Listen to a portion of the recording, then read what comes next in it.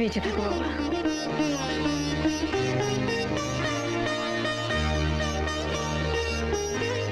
তোমার নাম কি সোনা?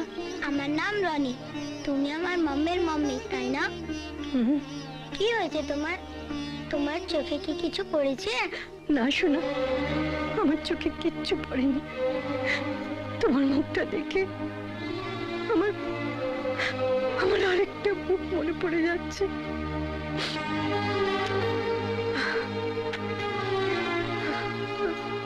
মিনাটাও ঠিক তোমার মতন করতো। চলো জামাই দাদা, এবার ভেতরে যাওয়া যাক। না রঘুদা, আমাদের পরিবারের রীতি অনুযায়ী জামাই প্রথমবার বাড়িতে এলে তাকে বরণ করে তুলতে হয়। মা,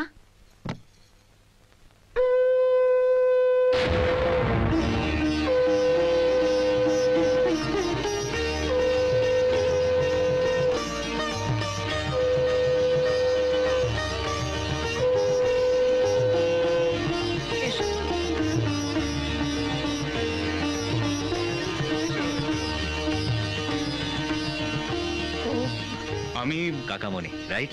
হ্যাঁ, ঠিক আছে ঠিক আছে। তুমি জানলে কি করে? মিনার কাছে সব শুনেছি। ড্যাডি, লঞ্চের দাদুন।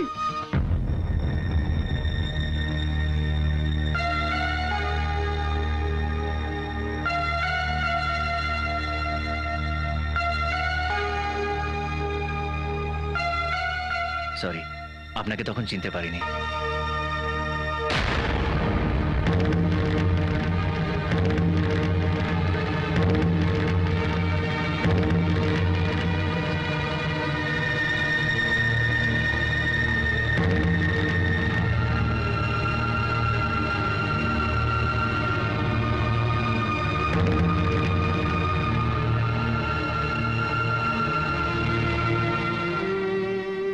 জামাই দাদা, চলো তোমাদের ঘরে নিয়ে যাই। এসো এসো। এইটা হলো গিয়ে মিনা দিদিমণির ঘর। আজ অনেক দিন পর এই ঘরে কারো থাকার ব্যবস্থা হয়েছে। মিনা দিদিমণি চলে যাওয়ার পর বড় বউ তো এই ঘরে ঢোকাই বন্ধ করে দিয়েছেন।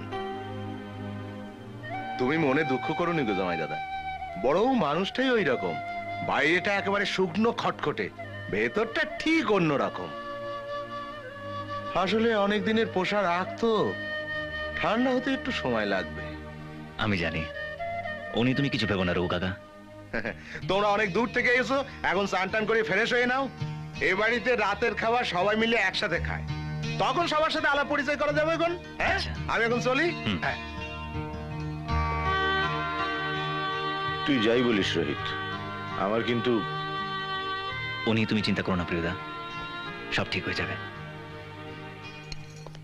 রঘুদা, হ্যাঁ? তুমি একটা কাজ করো না, একটু জামাইকে গিয়ে বলো যে নিচে খাবার টেবিলে ওদের জন্য সবাই অপেক্ষা। কোনো দরকার নেই, ওদের জন্য এখানে কেউ অপেক্ষা করছে না। ওদের খাবারটা উপরে পৌঁছে দাও। কিন্তু ব্যাস, তোমার জেদে ওদেরকে এখানে ডাকা হয়েছে, আর কোনো আশা রেখো না। নাও খেয়ে নাও। ড্যাডি, আমার খিদে নেই, আমার খুব ঘুম পেয়েছে। চলো না আমরা ঘরে যাই। চলো।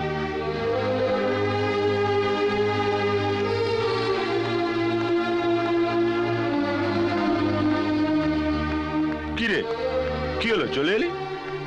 না, আসলে খুব টায়ার্ড লাগছে, ভাবছিলাম যে ঘরে বসে খাওয়াটাই ভালো। আজ নয়, কাল সবার সঙ্গে বসে খাবো। চলো।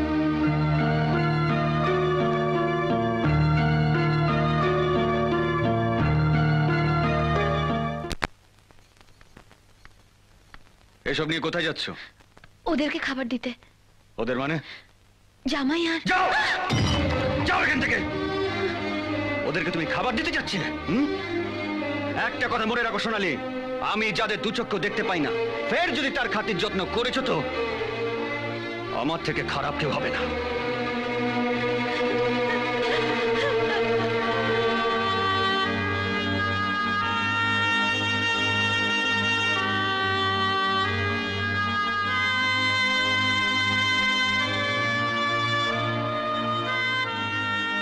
রোহিত, রনিকে মামার বাড়ি দেখাতে চেয়েছিলি, দেখিয়েছিস। দাদু দিদার সঙ্গে আলাপ করাতে চেয়েছিলি, করিয়েছিস। এবারে আমাদের বাড়ি ফিরে যাওয়াই ভালো রে। না প্রিয়দা, তা হয় না। হেরে যাওয়ার জন্য আমি এখানে আসিনি, সবার মন জয় করে তবেই আমি ফিরব। কি দরকার? কেন এখানে পড়ে থেকে শুধু শুধু অপমান সহ্য করবি? কিসের অভাব তোর? গুরুজনের আশীর্বাদ, তাদের ভালোবাসা, এসব তো আমি কোনোদিন পাইনি। আর আমি যা পাইনি তা রনিকে দিয়ে যেতে চাই। আর আমি জানি রনি এসব এই বাড়িতেই পাবে। কিছু মনে করিস না রোহিত, এ বাড়িতে আসার থেকে তোকে শুধু অপমানিত হতেই দেখছি। প্রিয়দা, তুমি নিজেকে একবার ওদের জায়গায় বসিয়ে দেখো। মিনাকে হারানোর পর যে আঘাত ওরা পেয়েছে তারই তো প্রকাশ এটা। কিন্তু তাই বলে বড়দের সামনে মাথা নিচু করলে আশীর্বাদই পাওয়া যায়, অপমান নয়। তুমি দেখো, একদিন সব ঠিক হয়ে যাবে। বোমা, বোমা এভাবে কেঁদো না। আচ্ছা তুমি তো জানো যে ও ওই রকমই। লক্ষ্মীমা নিজেকে কেঁদো না। সামলে নাও সোনালি। লক্ষ্মী কেঁদো না। মন খারাপ করবেন না বৌদি। প্রদীপ দা আসলে আমার উপরে রাগ করে আপনাকে এত কথা শুনিয়েছে। আমার জন্য আপনাকে এত কথা শুনতে হলো, তার জন্য আমি আপনার কাছে ক্ষমা চাইছি। না না না, তুমি কেন ক্ষমা চাইবে বাবা? প্রদীপের ব্যবহারের জন্য আমরাই লজ্জিত। এ কি, আপনি এই কথা বলছেন কেন? আসলে আমি জানি। আচ্ছা বৌদি, আপনি নাকি তিলের নাড়ু খুব ভালো বানান, স্টকে আছে নাকি? ভীষণ খিদে পেয়েছে আমার, প্লিজ। এক্ষুনি দিচ্ছি।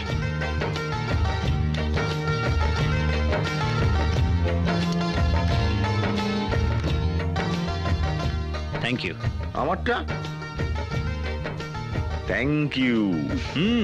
দারুণ খেতে। জানো প্রিয়দা, প্রদীপদা যখন বৌদির উপরে রাগ করে না, তখন বৌদির ভীষণ অভিমান হয়। ভাবে যে পৃথিবীর সব স্বামী একই রকম। কিন্তু পরে যখন দুটো রোমান্টিক কথা বলে, তখন বৌদি সব ভুলে যায়। আর আমাদের ছোট মা, এনার গলা দারুণ। এনার গলায় রবীন্দ্রসঙ্গীত শুনলে মনে হবে একদম শান্তিনিকেতনে বসে আছি। আচ্ছা ছোট মা, আপনি একদিন বাবাকে লুকিয়ে কাকামণির সঙ্গে সিনেমা দেখতে গিয়ে ধরা পড়ে গেছিলেন, তাই না? হ্যাঁ, হাফ টাইমে দেখে বড়দা ঠিক পাশের সিটেই বসে। জানো, পিসিমণি হাসি ঠাট্টা করতে খুব ভালোবাসেন। আর রূপচর্চার বিষয় ওনার চেয়ে ভালো কেউ জানে না। উমা, তুমি এসব কথা জানলে কি করে? মিনা বলেছিল। রোহিত দা, বর্দি ভাই আমার কথাও বলেছে। ও সব সময় তোমার প্রশংসা করতো, বলতো তুমি নাকি খুব ইন্টেলিজেন্ট, কিন্তু পড়াশোনা একটু ফাঁকি মারতে। ও না পড়াতে বসে তুমি পড়তেই বসতে না। আর যদিও তোমার বিয়েতে থাকতো তাহলে কত আনন্দ করতো, তাই না? জানেন মা, ও দিন রাত শুধু আপনাদের কথা বলতো। মা হয়তো এখন এটা করছে, বাবা নিশ্চয়ই ওটা করছে। ও খুব দুঃখ করে বলতো যে কতদিন ওদের সঙ্গে দেখা হয়নি। মা, বাবা, ছোট মা, কাকামণি, রঘু কাকা, কাউকে বাদ দিত না। দূরে থাকলেও ওর মন সবসময় পড়ে থাকতো এই বাড়িতে। সত্যি ও আপনাদের সবাইকে খুব মিস করতো। রিনা, হ্যাঁ রোহিত এসে গেছে রে। হ্যাঁ, ওই মিনার ছেলে রনিকে যা মিষ্টি দেখতে না, কি বলবো। হ্যাঁ, ও ওই তো ওরা সব তত্ত্ব প্রণামী এসব বাছাবাছি করছে। তুই আর দেরি করিস না, চলে আয় কেমন? এই দামের আর আছে? আচ্ছা রাখছি। আরে পিসিমা, আমাদের জন্য কিছু রেখো। তোরা তো সবটাতেই আমার বেশি বেশি দেখিস। আচ্ছা, আমার বলে দুটো আলমারির একটা এখনো খালি পড়ে আছে। এই তো সুযোগ, এই নাও। এই বেলা ওই আলমারিটাকে একবার ঠেসে ভর্তি করে দাও। কত দাম? চুমকি, এটা দেখতে কেমন লাগবে? এটা একটু বড় লাগছে না বৌদি? এটা নিশ্চয়ই চুমকির পছন্দ হবে। আরে বাহ, খুব সুন্দর। দেখো বৌদি। হ্যাঁ, এটা তোকে দারুণ মানাবে। দেখ। থ্যাংক ইউ রোহিত দা, সত্যি তোমার পছন্দ আছে। বিয়ের দিন এটা অবশ্যই পড়ো। অফকোর্স। বা বড় জামাই, শুধু শালিকে উপহার দিলেই হবে? আর আমরা বুঝি ফেল না? তুমি চিন্তা করো না পিসিমণি, সবার জন্য এনেছি। আগে বাবা মাকে দিয়ে দিই, তারপরে এক এক করে সবাইকে দিচ্ছি।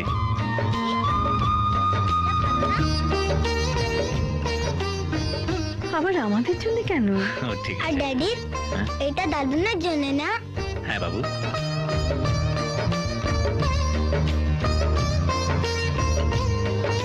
বাবা? কে বাবা? কার বাবা? কোন সম্পর্কের জোরে তুমি আমায় বাবা বলে ডাকছো? তোমার সঙ্গে আমার কখনো কোনোদিন কোনো সম্পর্ক ছিল না, আর হবেও না। তুমি যে অন্যায় আমাদের সঙ্গে করেছো তা সবাই ভুলে যেতে পারে, কিন্তু আমি তোমাকে জামাই বলে কোনোদিন মানব না।